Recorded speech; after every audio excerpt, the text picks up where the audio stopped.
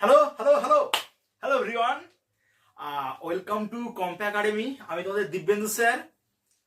তো সবাইকে শুভেচ্ছা, আন্তরিক শুভেচ্ছা আমার ক্লাসে।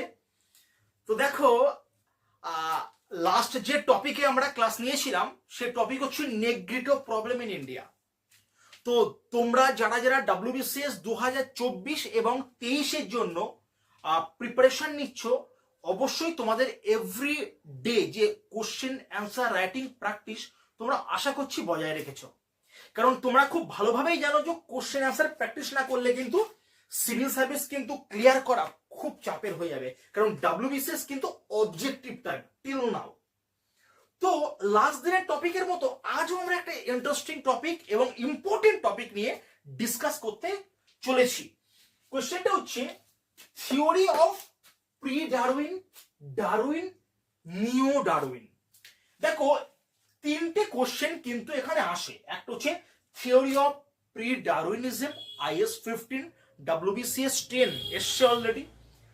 থিওরি অফ ডারউইন, WBCS 15 এবং 10এও এসছে ডিরেক্ট ডারউইনিজম, এবং থিওরি অফ নিও ডারউইনিজম IS 20 মার্কসে এসছে, IS 15 মার্কসে এসছে, WBCS 10 মার্কসে এসছে 2 থেকে 3 বার। তো তোমরা প্রিভিয়াস ইয়ারের কোশ্চেন যারা রেগুলার দেখো, তোমাদের দেখাটা খুব জরুরি। কারণ অ্যান্থ্রোতে কি জাতীয় কোশ্চেন পরীক্ষাতে দিচ্ছে এবং সিলেবাস কি আছে এটা জানা তোমাদের নিজেদের খুবই খুবই জরুরি। এবার দেখো, আমরা আজকে মোটামুটি দুটো তিনটে টপিক সম্পর্কে একটু ডিসকাস করে নেব। আমরা প্রথমে যে দেখবো সেটা হচ্ছে প্রি ডারউইন বা প্রি ডারউইনিজম।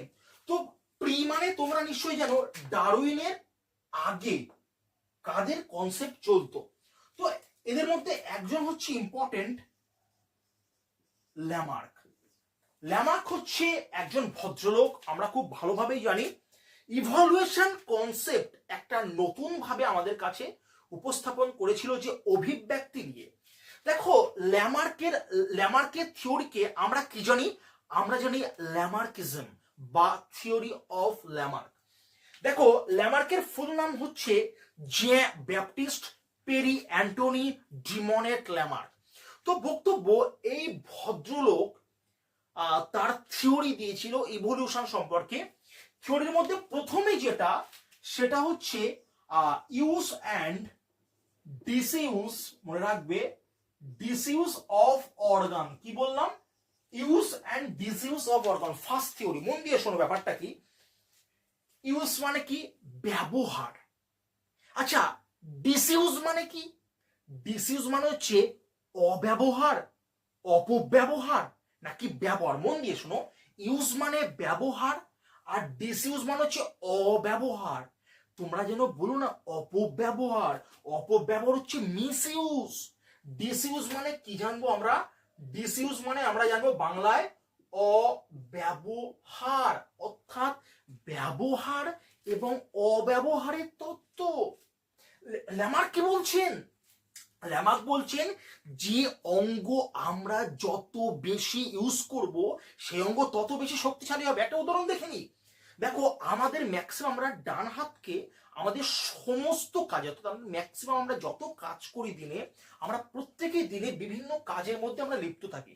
তো আমরা যত বেশি কাজ করি দিনে, তার মধ্যে কিন্তু আমরা প্রায় মোর দ্যান কিন্তু 90% বা 80 to 90% কিন্তু কাজে আমরা ডান হাত ইউজ করি। দেখো, যে এখন আমি লিখছি, তো লেখার জন্য আমি কিন্তু ডান হাত ইউজ করছি।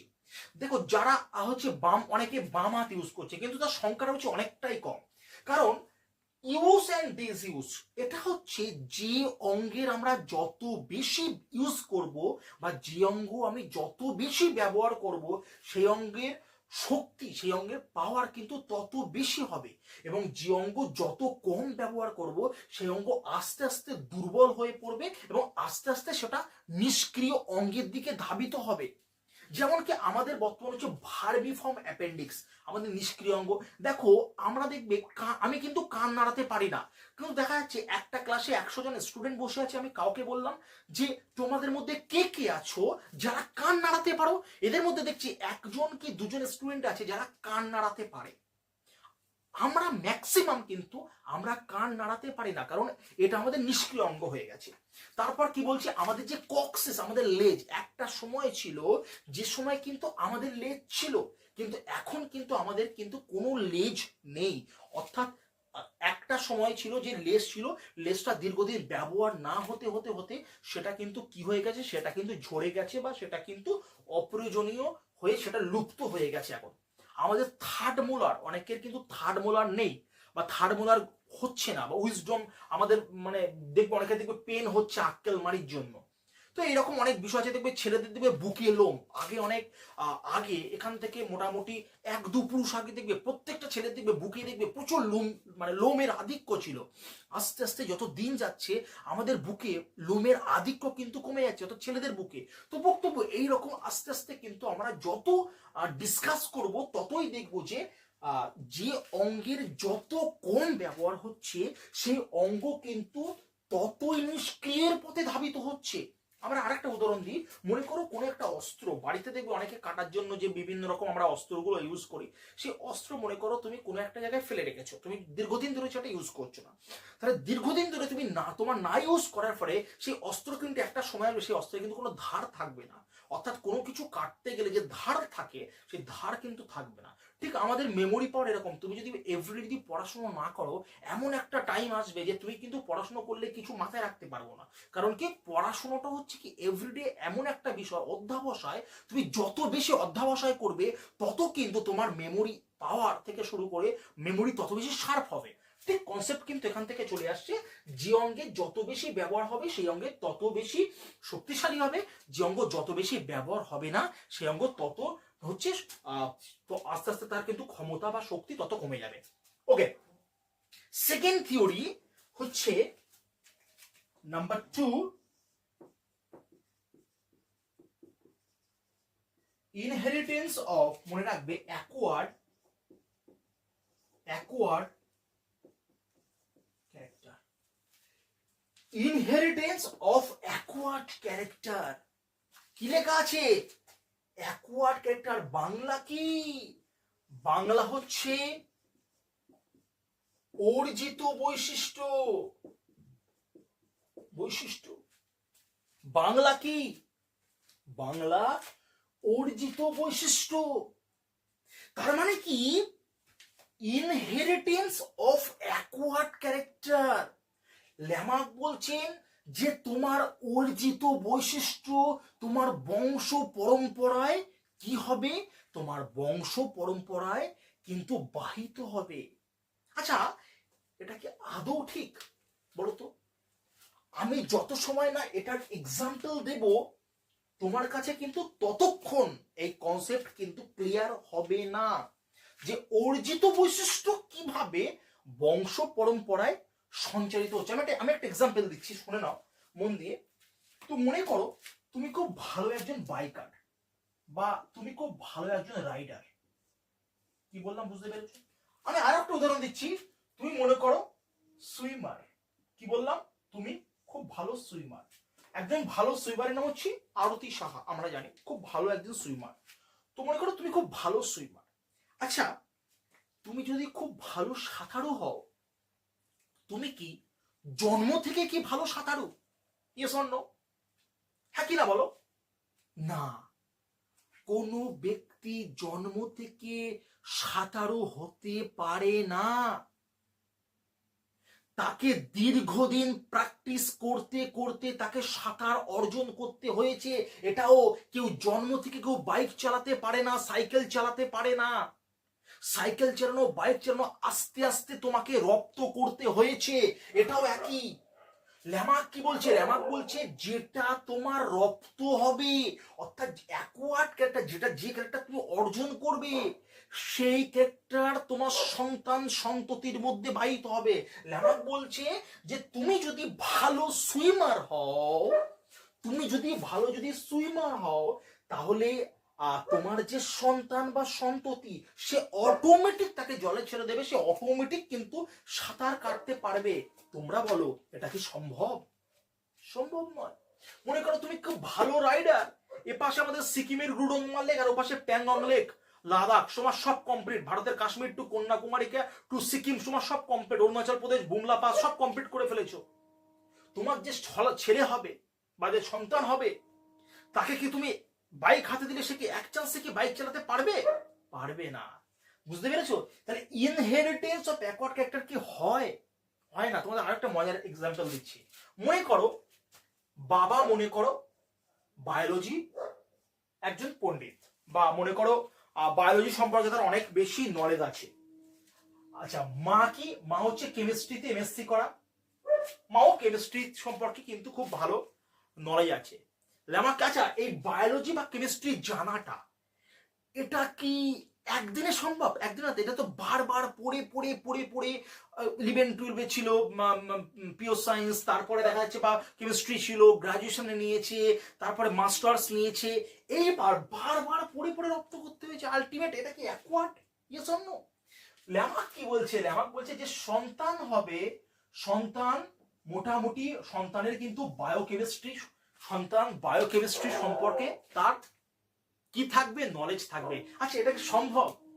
তুমি যদি কোনো বাচ্চাকে যদি জিজ্ঞেস করো, যার মা হচ্ছে অলরেডি কেমিস্ট্রি পড়েছে, কেমিস্ট্রিতে এমএসসি করে, তার মাকে যদি জিজ্ঞেস করো যে মা, বাচ্চাটাকে যদি জিজ্ঞেস করো রাইমার্টিমান রিঅ্যাকশনটা কি, মেয়ারউইল পন্ডো ভার্লে কি, উলফ কৃষ্ণা রিডাকশন কি, অ্যালডল কন্ডেনসেশন রিঅ্যাকশন কি, সে কি বলতে পারবে? সে তো বলতে পারবে না।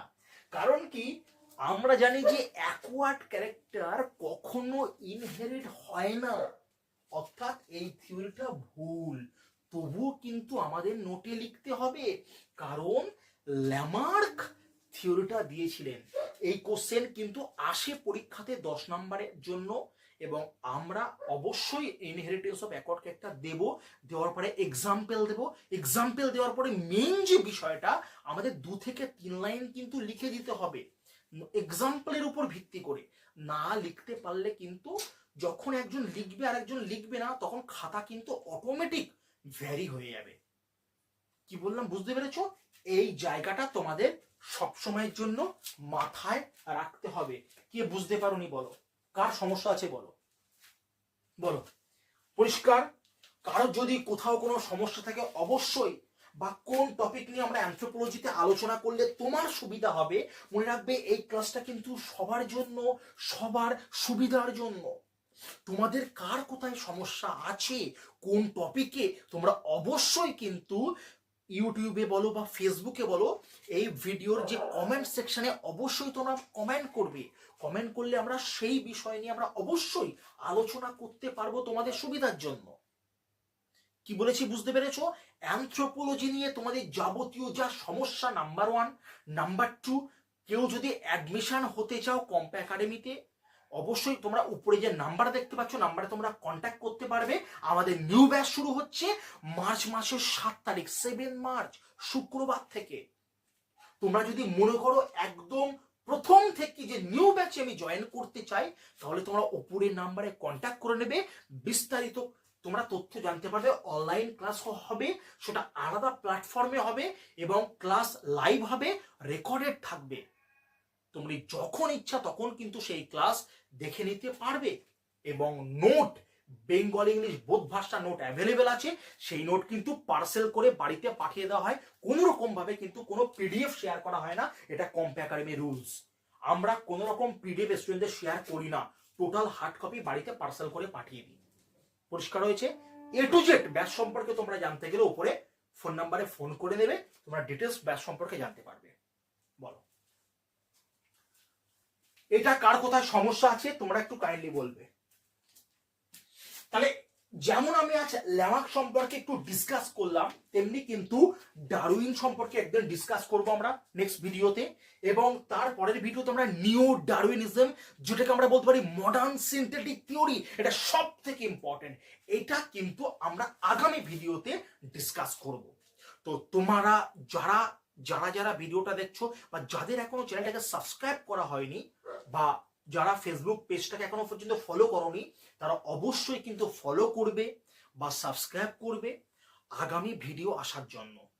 এবং তোমাদের যদি অ্যানথ্রোপোলজিতে কোথাও কোনো সমস্যা থাকে বা কোনো টপিক নিয়ে যদি তোমাদের বুঝতে অসুবিধা হয়, তোমরা অবশ্যই কমেন্ট সেকশনে তোমাদের টপিকের নাম লিখবে। তাহলে আমরা আগামীতে তোমাদের সেই টপিক নিয়ে ডিসকাস করবো, যেন তোমাদের আরো সুবিধা হয় বা তোমাদের অ্যান্সার রাইটিং যেন আরো এনরিচ হয়।